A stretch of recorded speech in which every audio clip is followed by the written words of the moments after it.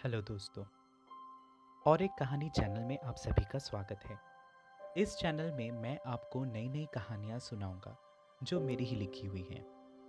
आशा करता हूँ आप सभी को मेरी कहानियाँ पसंद आएंगी। अगर आपको अच्छी लगे तो मेरे चैनल को ज़रूर सब्सक्राइब करें और बेल आइकन को दबाना ना भूलें। इससे आपको मेरी नई कहानियों की अपडेट्स या नोटिफिकेशन मिलती रहेंगी। आज की पहली कहानी है वल्लभगढ़ की राजकुमारी। वल्लभगढ़ के राजमहल में आज बहुत रौनक था। रानी महालक्ष्मी की गोद आज करीब 8 साल बाद भरी थी। वल्लभगढ़ को उसकी राजकुमारी मिल गई। श्वेत वर्ण के कारण राजकुमारी का नाम रखा गया श्वेता। रूप रंग में श्वेता के गुलाबी होठ उसकी सुंदरता में चार चांद लगा रहे थे। राजा जयमल बहुत प्रसन्न थे। उन्होंने रानी के कक्ष में प्रवेश किया और उनके सकुशल होने की खबर सुनकर उनकी बेचैनी थोड़ी कम हुई। राजा को इस वंश का चिराग तो नहीं मिला, पर जो आई है वह ढेर सारी खुशियां लाएगी, इसका उन्हें आभास था। श्वेता के जन्म लेते ही प्रजा में खुशियों की लहर दौड़ गई। आखिरकार वल्लभगढ़ की प्रजा दयालु और नेकदिल जयमल को बहुत चाहती थी। आज श्वेता की कुंडली देखने पुजारी जी आने वाले थे। महल में राजकुमारी की किलकारियां गूंज रही थी। महालक्ष्मी को कुछ अजीब सी बेचैनी हो रही थी। उनकी ये अवस्था देख जयमल ने उनकी चिंता का कारण पूछा। श्वेता कोई साधारण कन्या नहीं है महाराज। कुछ अजीब बात है उसमें।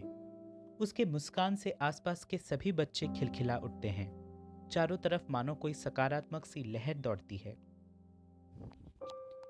इस पर जयमल ने उन्हें कहा, तो इसमें आप इतनी घबरा क्यों रही है रानी? आपको तो खुश होना चाहिए। आपकी सुपुत्री सकारात्मक शक्तियों का स्रोत है। आप नहीं समझेंगे। शक्तियां जैसी भी हो, मुसीबतों को निमंत्रण देती है। क्या आपको भविष्यवाणी स्मरण नहीं? 8 वर्ष पहले जब त्रिजटा गायब हुई थी, उससे पहले उसने चेतावनी दी थी आपको। महालक्ष्मी कुछ और भी कहती, इससे पहले जयमल ने उन्हें रोकते हुए कहा, महारानी, आप व्यर्थ में इतनी चिंतित हो रही हैं। उस घटना को बीते इतने साल हो गए। एक बुरा सपना समझकर आप भूल जाइए उन बातों को। महारानी और महाराज के बीच वार्तालाप के मध्य पुजारी जी आ गए। उन्होंने श्वेता को गोद में उठाया और मंदिर की ओर अग्रसर हुए। जयमल और महालक्ष्मी को भी उन्होंने साथ आने को कहा। श्वेता मुस्कुरा रही थी। पुजारी जी ने जैसे ही श्वेता को लेकर मंदिर में प्रवेश किया, मंदिर के सारे दिए एकाएक जल उठे। ये चमत्कार देखकर महल के सभी लोग दंग रह गए। पुजारी जी ने श्वेता की कुंडली देखी और कहा, ये कन्या इस महल को हर बुरी नजर से बचाएगी। इस पर देवी की विशेष कृपा है। यह दैविक है। उनका कहना खत्म ही हुआ था कि महालक्ष्मी बोल उठी, देखिए महाराज, मैं ना आपसे कहती थी, ये कोई साधारण कन्या नहीं है। पुजारी ब्राह्मणी जी बोले, महारानी, आप एक माँ हैं और एक माँ की चिंता को मैं भली भांति समझ सकता हूँ। आप चिंतित ना हो।